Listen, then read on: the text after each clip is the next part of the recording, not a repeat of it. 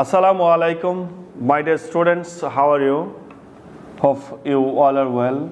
I'm also well. I'm Mohammad Sharafuddin, Assistant Professor, Department of Business Administration, Mohammadpur Kendriya College, Dhaka. Today, I'm going to taking a class of BBA third year, fifth semester, and my assigned course is Cost Accounting. Today, I'm going to discuss about an introduction to cost terms and purposes. Dear students, previous classes I was discussed details about cost terms and purposes, and already I was solved some problems about this chapter. Today I'm going to solve another problem, or today will be the last problem of this chapter here. Now I'm going to discuss about the last problem of this chapter of cost terms and purposes. Dear students, requirements A. From the following particulars, you are required to prepare a statement showing the cost of materials used, the production cost, total cost, the percentage of works overhead to production wages, the percentage of office and administrative overhead to production cost. Stock of raw materials 31st December 2007, 2 lakh. Stock of finished goods 31st December 2007, taka 1 lakh. Purchase of raw materials taka 6,50,000. Productive wages taka 4 lakhs. Sales of finished goods taka 16 lakhs. Stock of raw materials 31st December 2008, 1,20,000. Stock of finished goods 31st December 2008, taka 1,50,000. Works overhead 2,50,000. Office and administrative overhead 1,25,000.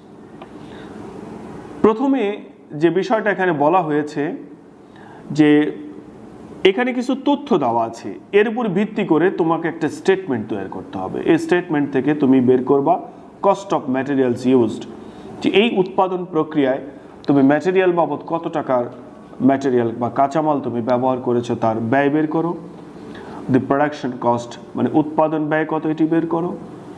Total cost তারপরে এই উৎপাদন প্রক্রিয়ার মোট ব্যয় কত, তারপর বের করতে হবে percentage of works overhead. Works overhead মানে হলো ফ্যাক্টরি ওভারহেড, যে ফ্যাক্টরি ওভারহেড কত পার্সেন্ট টু প্রোডাকশন ওয়েজেস, যে ওয়েজেসের উপরে ওভারহেড এর পার্সেন্টেজ কত। The percentage of office and administrative overhead to production cost. Office and administrative ওভারহেডের পরিমাণ কত পার্সেন্ট উৎপাদন ব্যয়ের উপরে ভিত্তি করে এই পার্সেন্টেজগুলো বের করব এবং এই কস্টগুলো বের করব। আমার সামনে এই তথ্যগুলো দেওয়া ছিল। সেকেন্ড রিকোয়ারমেন্টসের মধ্যে বলা হলো the company is about to send a tender for a large plant. The costing department estimates that the materials required would cost taka 1 lakh and the wages would cost taka 60,000. The tender is to be made at the profit of 20% on the selling price. Show what the amount of tender would be if based on the above percentage that you compute from the given data. এই company দেখো requirements B এর মধ্যে আবার আলোচনা করেছে এরকম, company একটি tender submit করতে চায়। একটি লার্জ প্ল্যান্ট, একটি কোম্পানির একটি মেশিনারিজ দরকার, এই জন্য তার একটা টেন্ডার সাবমিট করবে। The costing department estimates that the material would cost টাকা 1 lakh. but এখানকার কস্টিং ডিপার্টমেন্ট একটি এস্টিমেট করেছে যে ওই টেন্ডারের জন্য ম্যাটেরিয়াল লাগবে 1 লাখ টাকার, ওয়েজেস লাগবে 60,000 টাকা। 1 লাখ টাকার ম্যাটেরিয়াল, 60,000 টাকার মজুরি, আর এই টেন্ডারে 20% প্রফিট করতে চাই আমরা সেলিং প্রাইসের উপরে। তারপরে আমাদেরকে প্রশ্ন করেছে তাহলে টেন্ডার প্রাইসটি কত হবে। আর এই টেন্ডার প্রাইস নির্ণয় করার সময় রিকোয়ারমেন্টস এর মধ্যে যে পার্সেন্টেজগুলো বের করা হয়েছে এই পার্সেন্টেজ আমাদের ব্যবহার করতে হবে। আমি এখন অঙ্কটি করছি প্রিয় ছাত্রছাত্রীরা। একটি টেবিল তৈরি করে নেব আমরা রিকোয়ারমেন্টস এ করার জন্য। দেখো রিকোয়ারমেন্টস এ,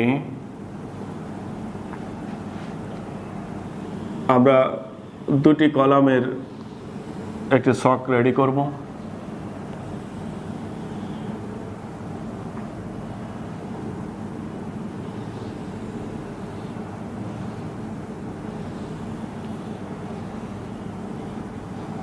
টাকা টাকা, উপরে লিখে দেব just statement of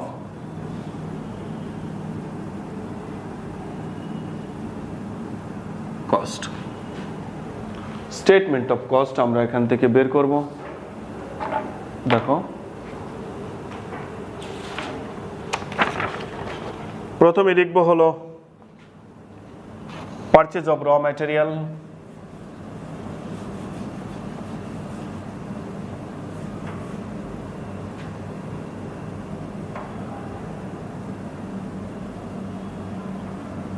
purchase of raw material। আমরা র ম্যাটেরিয়াল ক্রয় করেছি 6,50,000 টাকার, 6,50,000। এর সঙ্গে ওপেনিং র ম্যাটেরিয়ালটা যোগ করব। ওপেনিং র ম্যাটেরিয়াল, ওপেনিং র ম্যাটেরিয়াল দেখো এখানে স্টক অফ র ম্যাটেরিয়ালস 31শে ডিসেম্বর 2007, আর একটা আছে 31শে ডিসেম্বর 2008। তো লেটেস্ট সাল হলো 2008। তো 2008 সালের অঙ্ক করছি, এটাই আমরা চিন্তা করব। তো 2007 সালের 31শে ডিসেম্বরের যে টাকাটা আছে এটিকে বলবো আমরা ওপেনিং। র ম্যাটেরিয়ালের ওপেনিং স্টক 2 লাখ, যোগ দিলে 8,50,000, মাইনাস করে দেব হলো এন্ডিং র ম্যাটেরিয়াল। দেখো যে stock of raw materials 31 December 2008 1,20,000,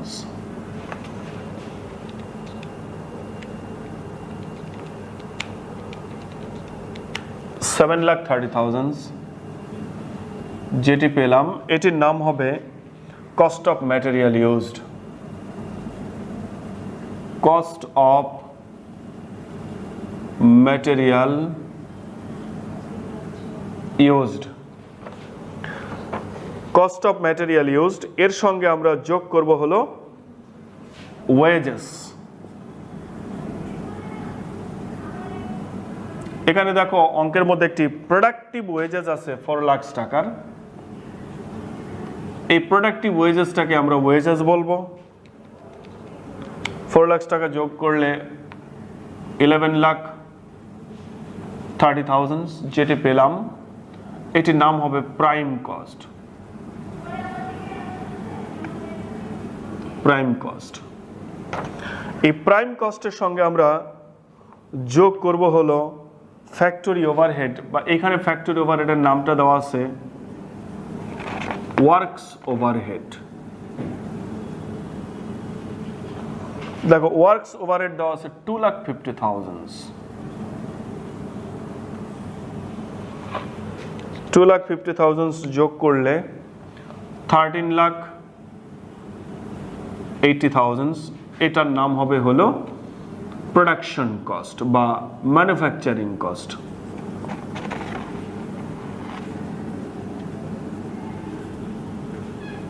production cost আমার উৎপাদন ব্যয়। এই প্রোডাকশন কস্টের সঙ্গে আমরা যোগ করব হলো ফিনিশড গুডসের ওপেনিং এর স্টকটা।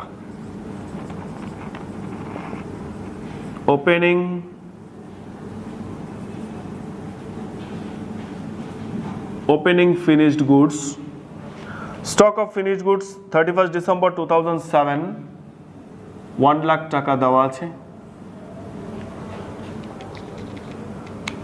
14,80,000 মাইনাস করে দেব আমি এন্ডিং ফিনিশড গুডস, ফিনিশড গুডসের এন্ডিং ইনভেন্টরিটা দেওয়া আছে 1,50,000। দেখো এখান থেকে যদি 1,50,000 বিয়োগ করে দেই 13,30,000 যেটি পেলাম এটির নাম হবে কস্ট অফ গুডস সোল্ড। এই কস্ট অফ গুডস সোল্ডের সঙ্গে আমি যোগ করে দেবো হলো যে অফিস অ্যান্ড অ্যাডমিনিস্ট্রেটিভ ওভারহেডটা, যোগ অফিস অ্যান্ড অ্যাডমিনিস্ট্রেটিভ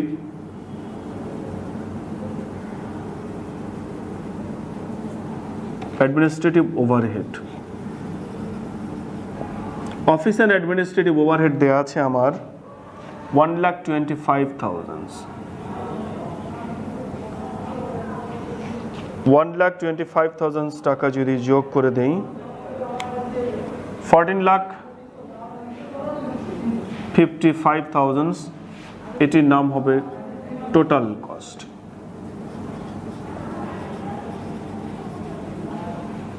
এই টোটাল কস্টের সঙ্গে আমি যোগ দেব প্রফিট। প্রফিট যোগ করলে যা পাওয়া যাবে তার নাম হবে সেলস। দেখো আমার অঙ্কের মধ্যে সেলস অফ ফিনিশড গুডস দেওয়া আছে 16 লাখ টাকা। এখানে একটি মজার বিষয় খেয়াল করো যে আমার টোটাল খরচ হলো বা মোট ব্যয় হলো 14,55,000 টাকা। 14,55,000 টাকা যার পেছনে ব্যয় করেছি ওই মালামালটাই আমি বিক্রি করেছি 16 লাখ টাকায়। তার মানে 16 লাখ টাকা যে মালামালটা বিক্রি করলাম তার ব্যয় এত, তাহলে এখানে প্রফিট কত হয়েছে? এই প্রফিটটা এই সেলস থেকে কস্ট বিয়োগ করে দিলেই আমার বের হয়ে যাবে। তো আমি কি করব 16 লাখ মাইনাস 14,55,000 এইখানে একটু বিয়োগ করে দেখাই দিয়ে দেখি এখানে প্রফিটটা কত আসে। 1,45,000 টাকা। তার মানে আমাদের বর্তমান যে উৎপাদন ব্যবস্থা রয়েছে সেই উৎপাদন ব্যবস্থায় আমরা যে পণ্যদ্রব্য উৎপাদন করছি সেই মালামালগুলো বিক্রি করে 1,45,000 টাকা আমার প্রফিট হয়। এবং এই রিকোয়ারমেন্টস এর মধ্যেই আমাদেরকে দুটি পার্সেন্টেজ বের করতে বলেছে। তো সেই পার্সেন্টেজ দুটি আমি এখন এখানে বের করব। Percentage of works overhead.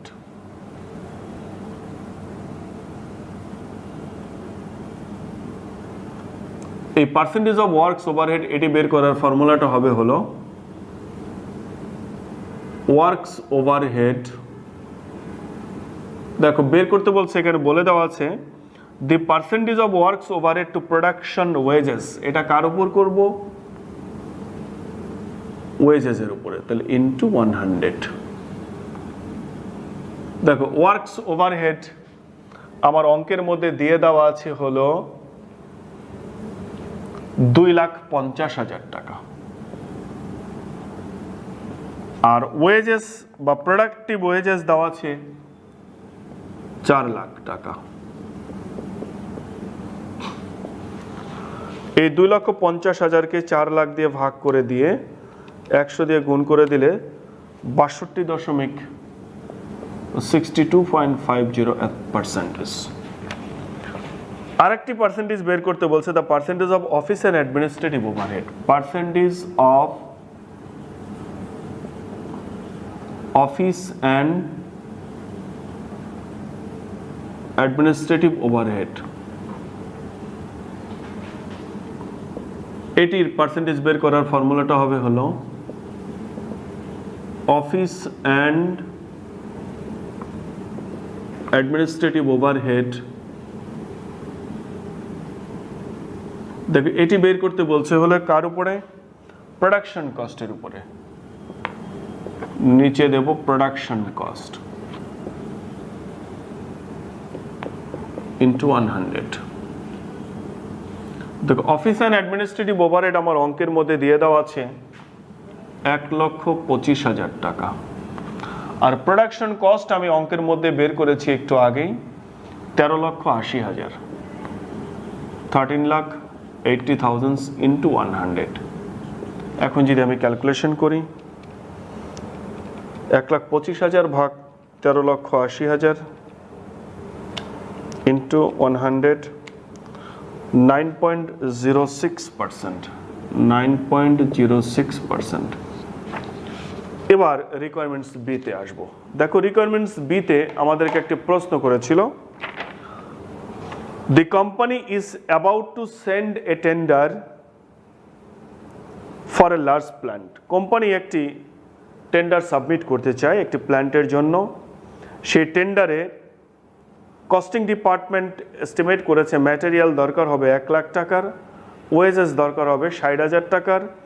আর আমরা যে পার্সেন্টেজ দুটি বের করেছি এই পার্সেন্টেজের উপর ভিত্তি করে টেন্ডার প্রাইস বের করতে হবে। যদি প্রফিট 20% আমরা এস্টিমেট করি, তাহলে এখন আমরা একটি টেন্ডার প্রাইস বের করব। রিকোয়ারমেন্টস বি, এই রিকোয়ারমেন্টস বি করার জন্য আমরা একটি টেবিল তৈরি করে নেব।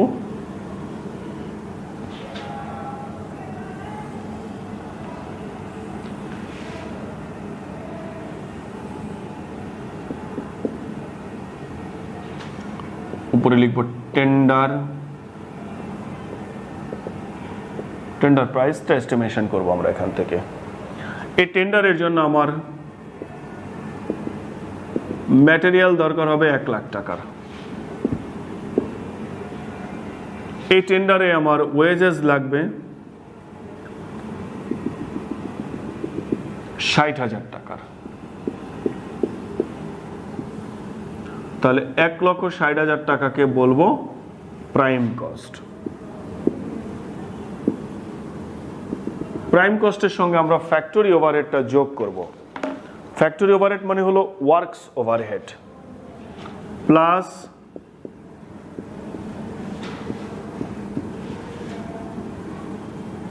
Works overhead. দেখো আমরা ওয়ার্কস ওভারহেডের একটা পার্সেন্টেজ বের করেছি 62.50%, এটা ওয়েজেসের উপরে। তাহলে এইখানে আমার ওয়েজেস হলো 60,000 টাকা, এটার উপরে 62.50% করে দিলে দেখো আমার ওয়ার্কস ওভারহেডের পরিমাণটা দাঁড়াবে হলো 37,500। আমরা যদি যোগ করে দিই এখন 1,97,500, এটির নাম হবে হলো প্রোডাকশন কস্ট।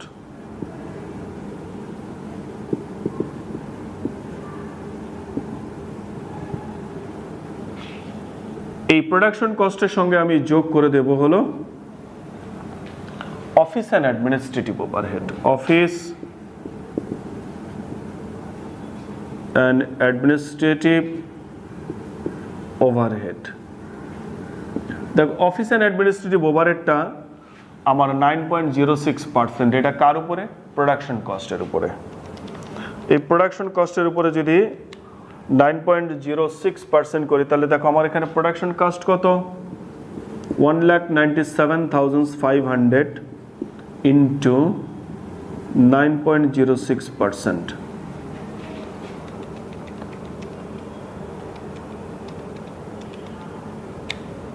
দেখো 17,894। চিঠি দেখো তাহলে অফিস অ্যান্ড অ্যাডমিনিস্ট্রেটিভ ওভারহেড 17,894 টাকা বেরোলো। তাহলে আমার টোটাল কস্ট কত দাঁড়ালো? 1,97,500 যোগ 17,894 যোগ দিলে দেখো 2,15,394 টাকা। এটি হলো টোটাল কস্ট। এই টোটাল কস্টের সঙ্গে এখন আমরা প্রফিট যোগ করব। যোগ প্রফিট। দেখো এখানে বলেছে প্রফিটটা এস্টিমেট করতে বলছে 20% on the selling price. Total কস্টের সঙ্গে প্রফিট যোগ করলেই কিন্তু সেলিং প্রাইস হবে, কিন্তু আমার এখানে সেলিং প্রাইস নেই এই টেন্ডারের। তাহলে এই টোটাল কস্টের সঙ্গে 20% প্রফিট যোগ করলে আমার 100% সেলিং প্রাইস হবে। তাহলে বলো তো এইটার সঙ্গে 20% যোগ করলে তো 100% হয়, তাহলে এইটি কত পার্সেন্ট? এটি ছিল তাহলে 80%। তার মানে এই 80%-এর সঙ্গে 20% যোগ করলেই 100% হয়। তার মানে এই 2,15,394 এটি আছে 80%-এ, তাহলে আমার প্রফিট 20% কত? তাহলে 80%-এ যদি 2,15,394 হয় তাহলে 20%-এ কত হবে? 53,849। 53,849। এখন আমরা যদি যোগ করে দিই 2,15,394 যোগ 53,849 যোগ করলে 2,69,243, যেটি পেলাম এটি কি বলবো? Tender price.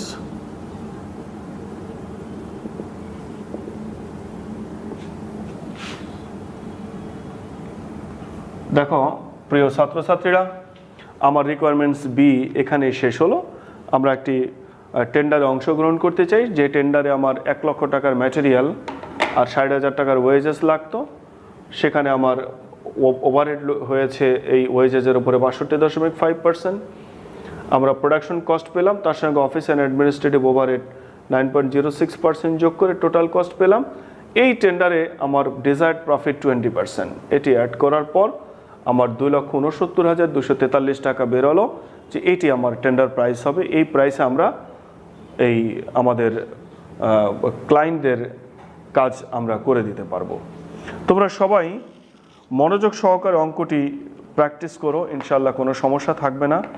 আগামী ক্লাসে আমরা নতুন কনসেপ্ট নিয়ে তোমাদের সামনে উপস্থিত হব। এই চ্যাপ্টারের এটি শেষ সমস্যা ছিল। আগামী ক্লাস আমি ম্যাটেরিয়ালের অঙ্ক বা ম্যাটেরিয়াল নিয়ে আলোচনা করে তোমাদের সামনে নতুন নতুন সমস্যা উপস্থাপন করব। সবাই নিরাপদে থেকো, ভালো থেকো। আল্লাহ হাফেজ।